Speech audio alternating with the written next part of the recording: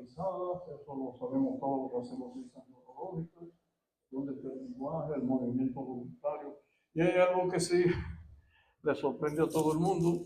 Nosotros los neurocirujanos abrimos el cráneo, tocamos el cerebro en la zona de la sensibilidad y el paciente no siente nada. El cerebro es indoloro. Nosotros podemos operar con un paciente despierto y el paciente ni se entera que le estamos poniendo la mano al cerebro.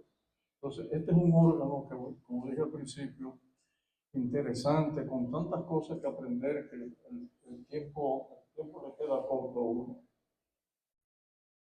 La verdad es que a mí que me han pasado los años, yo creo que yo no sé nada. No tenía muchos años para aprender. Bueno, aquí no voy a hablar mucho del sistema nervioso, porque también tenemos los nervios, rápidamente. Tenemos un sistema periférico, que son los nervios que se comunican con el cerebro. Interesante el sistema periférico.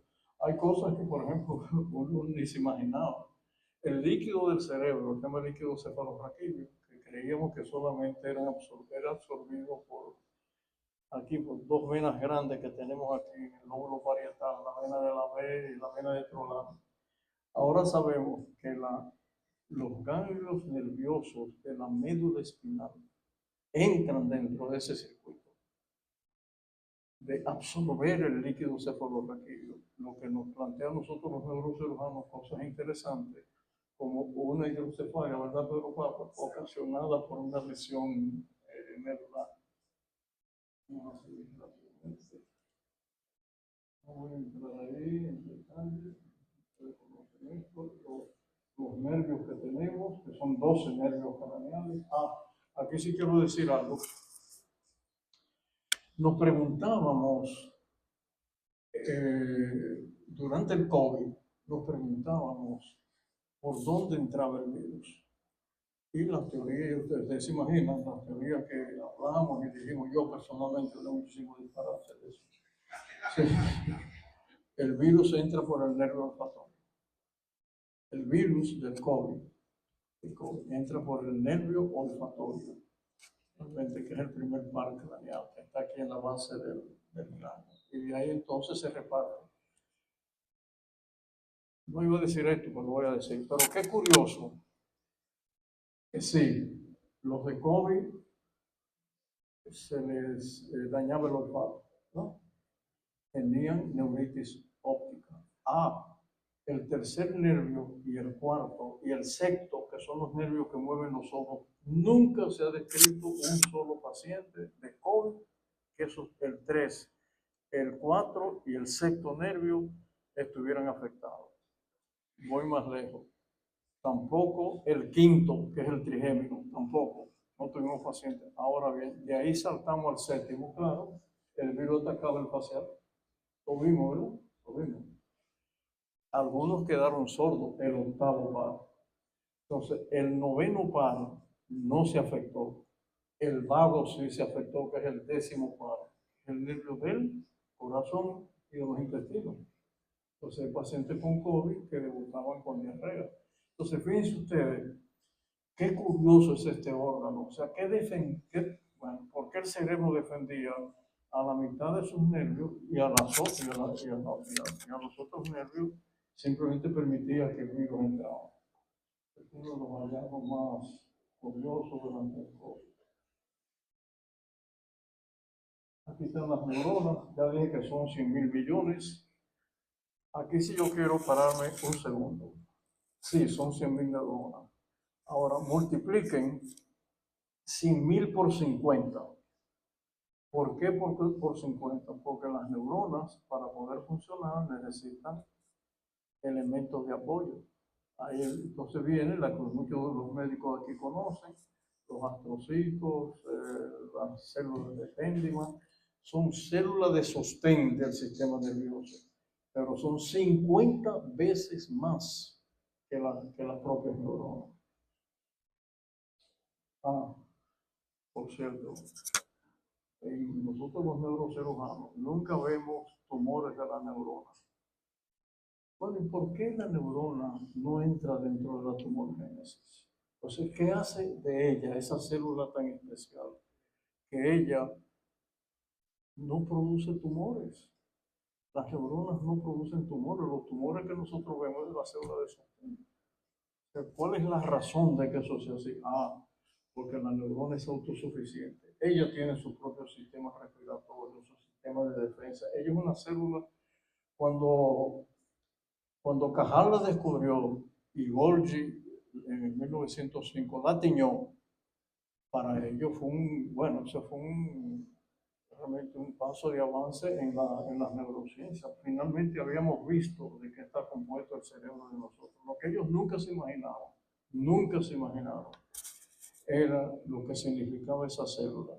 Por eso es que Golgi, en un momento determinado, cuando le dan el premio Nobel, él dijo lo siguiente, él dijo, hemos descubierto una célula cuyo funcionamiento es inextricable, lo dijo en la Academia de Suecia. O sea, él previó que lo que se iba a saber de las neuronas nos iba a sorprender a todos.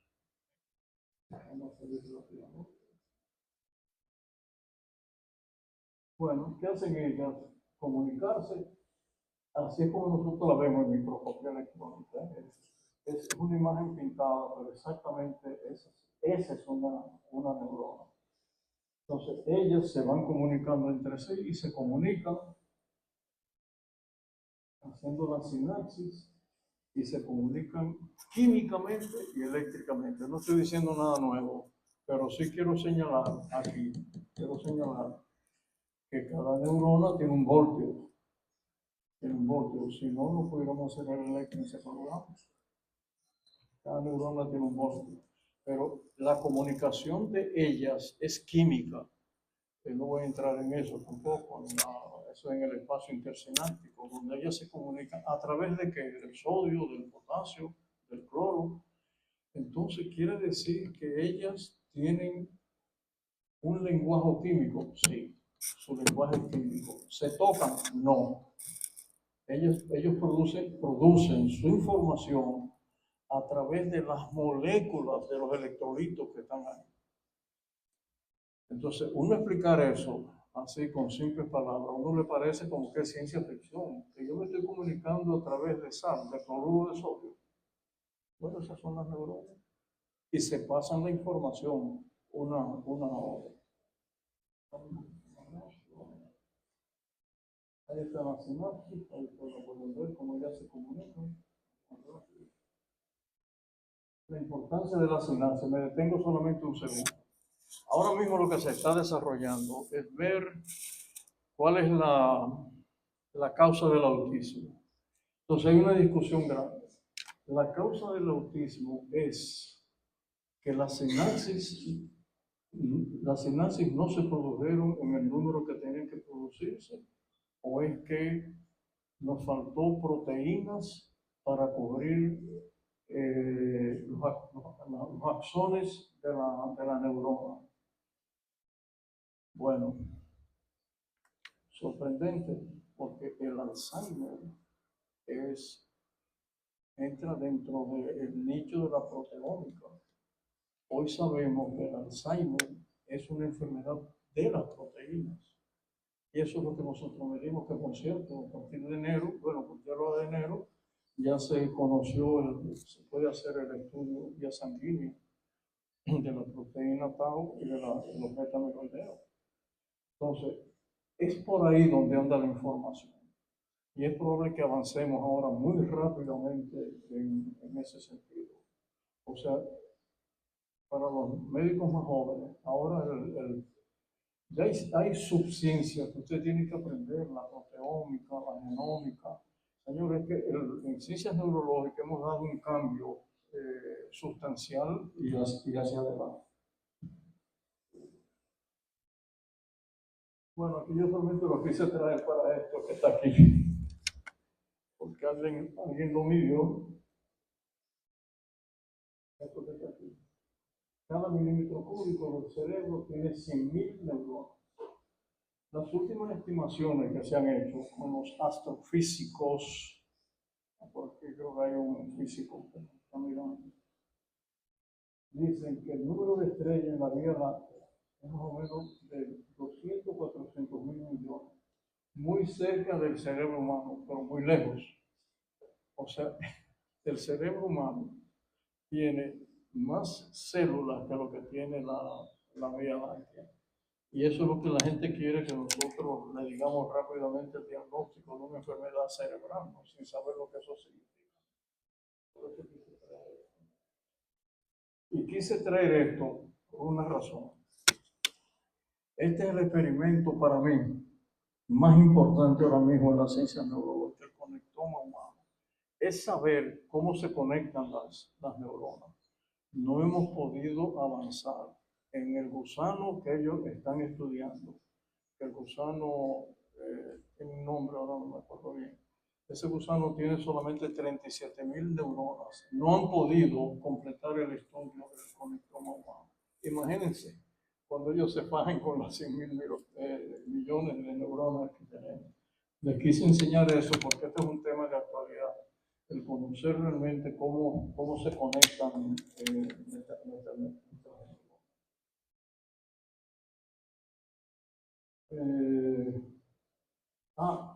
Los recuerdos de nosotros, los seres humanos, creíamos que solamente estaba en una zona específica del cerebro. Ahora sabemos que el cerebro tiene nichos de neuronas, por eso Gazzaniga hablaba de módulos, nichos donde la memoria se detiene ahí. Y nosotros podemos tener memoria en el lóbulo occipital o en el lóbulo parietal. Este es un descubrimiento realmente interesante con respecto a la memoria, aunque la memoria está principalmente en el hipocampo, que es donde se ha estudiado. Memoria y aprendizaje, no voy a hablar mucho de esto, de la parte de memoria a largo plazo. Bueno, el procesamiento de información. Bueno, el cerebro es increíble, el cerebro es increíble. Señores, el cerebro procesa estímulos que nunca ha visto. Y nosotros sabemos cosas que antes no sabíamos. Hay una que le voy a mencionar del deporte. El procesamiento de información de un pelotero bateando, ¿no? Tiene que escoger, tiene que procesar la información de la velocidad de la pelota que viene, si va a curvar o no, si viene rotando o no, en un 400avo de milisegundo. Y el cerebro lo hace. Por eso que ustedes ven que uno como yo nunca batía bien, y otros compañeros míos bateaban muy bien, procesaban. Entonces, ese es nuestro órgano, y él lo procesa en un 400avo de segundo. Es que tiene un bateador que procesa la información que va llegando a su cerebro.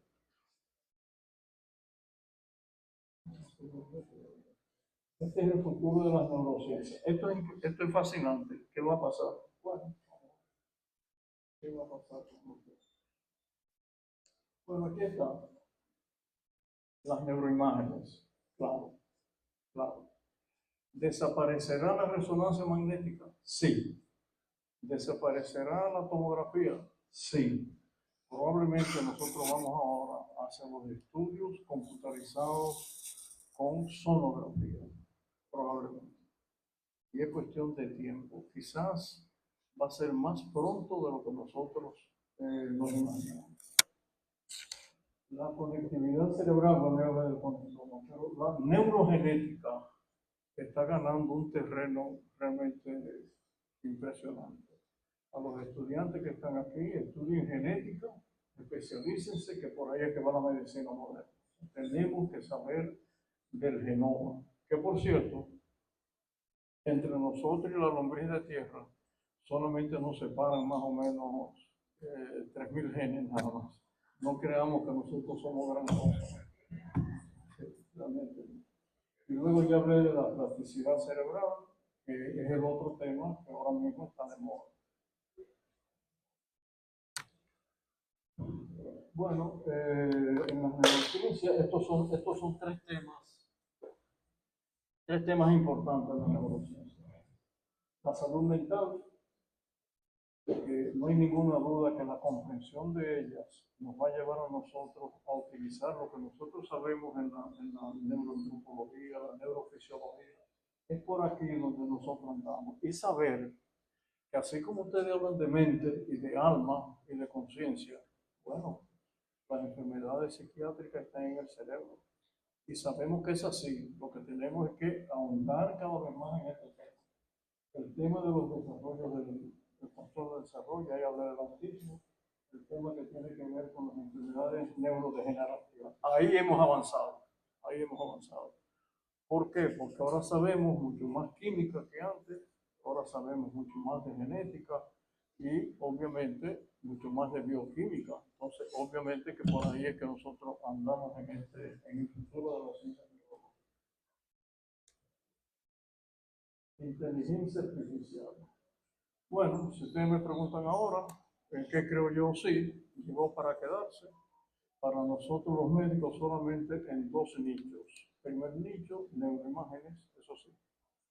Van a interpretar mejor las radiografías, la tomografía y la resonancia magnética mejor que los neuroradiólogos. Y segundo, van a interpretar mejor que nosotros los exámenes de laboratorio. Lo van a interpretar mejor, mucho mejor. Nos van a dar más opciones en el diagnóstico. Y definitivamente la inteligencia artificial se vino para quedar.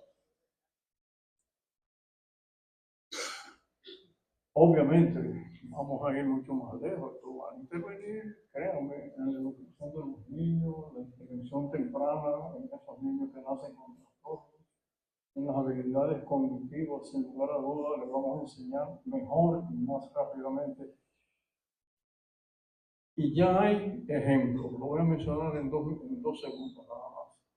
El profesor Dejanes, que estuvo aquí, ¿se acuerdan los académicos? Dejanes, que estuvo en la Academia de Ciencias, el francés con la esposa. Dejanes ha logrado en Uruguay que los niños de 2 años lean y escriban a los 2 años.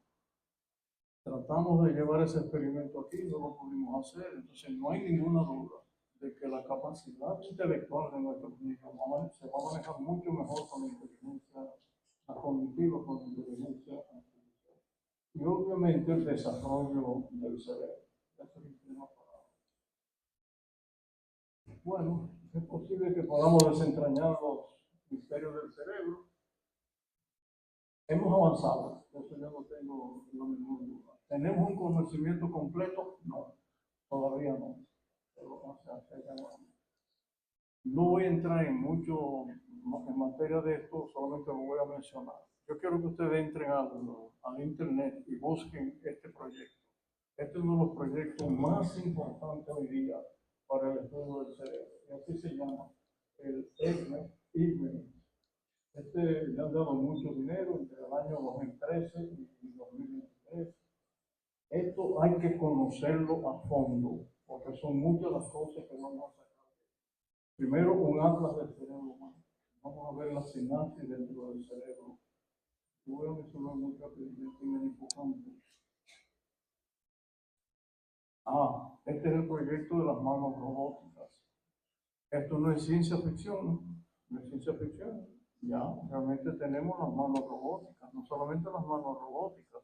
Ahora tenemos que la mano robótica tiene sensibilidad. O sea, al paciente que se lo pone con la interfase entre el cerebro, entre las neuronas y la computadora, ¿no? Y el robot, el paciente siente, cuando él pone la mano robótica sobre el teléfono, por ejemplo, él siente la frialdad del teléfono, no solamente el movimiento. Entonces, fíjense hasta dónde nosotros hemos podido llegar. Y después, ahí ya entren un poquito en el proyecto Aurora, así mismo se llama Proyecto Aurora. Ese es el proyecto de la gente de Virginia, de Carolina del Sur, que lograron que una mona llamada Idoya, una mona llamada Idoya, pudo moverle la pierna a un mono en Tokio, pensando solamente en mover la pierna. Se llama el proyecto Aurora. Eso hay que leerlo para uno creerlo. Pero ahí está la evidencia por donde andamos nosotros en este momento en la interfase del cerebro humano con la computadora. Pero este proyecto hay que leerlo porque está funcionando, tiene mucho dinero. Bueno, me paro aquí nada más un segundo. La gente del proyecto eBrains dice esto, que yo quiero que ustedes lo vean. El mejor software que se ejecuta con las supercomputadoras más rápidas hasta el día de hoy hechas, ¿no? Puede simular a nuestro cerebro en un 1%. Entonces, no repitamos más que el cerebro es una computadora. Entonces, esa es la conclusión de científicos que están manejando millones de dólares y de euros en este proyecto que yo quiero que ustedes lo puedan conocer. Voy a pasarlo rápidamente. Bueno, sí, ellos han logrado hacer una réplica del cerebro, sí, por computadora, pero no funciona como el de nosotros, obviamente que no. Ese cerebro no llora cuando un paciente se está muriendo, no le tira beso a la otra computadora, no se enamora de la otra computadora. Entonces, ese es un tema que yo quisiera que ustedes entraran a este proyecto para que ustedes vean hasta dónde nosotros nos llegamos. Este es el proyecto Spinnaker, este es el tercer proyecto más avanzado ahora mismo en el estudio del cerebro humano. No vamos a entrar. Bueno, han logrado esto, pero Pablo, un epiléptico virtual. O sea, un robot que entra en crisis epiléptica. Interesante, sobre todo para nuestros neurólogos en formación. Estamos terminando ya. La producción científica que ellos tienen, este es otro tema. Este es así como se llama también, el Human Brain Project. Eso hay que buscarlo. Quiero que ustedes lo lean, lo manoseen, lo vean en detalle. Bueno, termino con esto. Las curiosidades que nosotros hemos encontrado en el cerebro humano. Primero, es responsable de mantenernos vivos. Al que se le murió el cerebro, no va a haber más un juego del Licey escogido. El que se murió, se murió. El cerebro se murió, ya no hay nada que hacer. Aquí está lo que decía Denet, que el cerebro humano, el cerebro de nosotros, puede procesar una cantidad de datos simultáneamente. La gente pregunta frecuentemente qué significa eso. Bueno, lo que eso significa es que el cerebro humano, a diferencia de las computadoras, él puede procesar cantidad de datos inmediatamente. Y lo segundo que se ha descubierto es que cuando entra un estímulo, las 100.000 millones de neuronas están en actividad. Ellas se activan inmediatamente. Ojo, se activan más en el sueño, ese tema de otra conferencia. Entonces, como decía Denet, un procesamiento en paralelo, etcétera, etcétera. Realmente el estudio de Denet sobre esto hay que leerlo para uno entender bien realmente lo que es.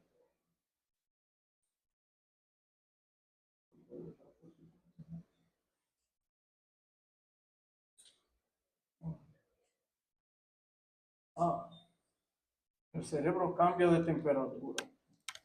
Aquí hay neurocirujanos y lo pueden decir, no yo. Cuando estamos en el quirófano y le ponemos la mano al cerebro, el cerebro es más caliente que la piel. Los residentes preguntan. Entonces, él cambia de temperatura de un momento para otro durante el día, pero su temperatura normal es de 38.5 grados. Pero hay algo más que sabemos.